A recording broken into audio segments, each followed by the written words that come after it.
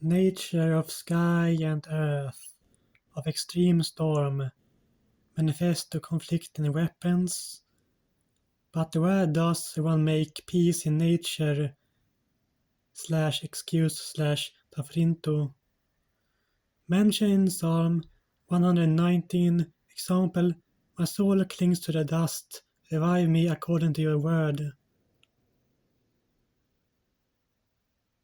Psalm 119:25. As the oral sound is opposed to symbol, and between both lies the word, nature are in truth of e,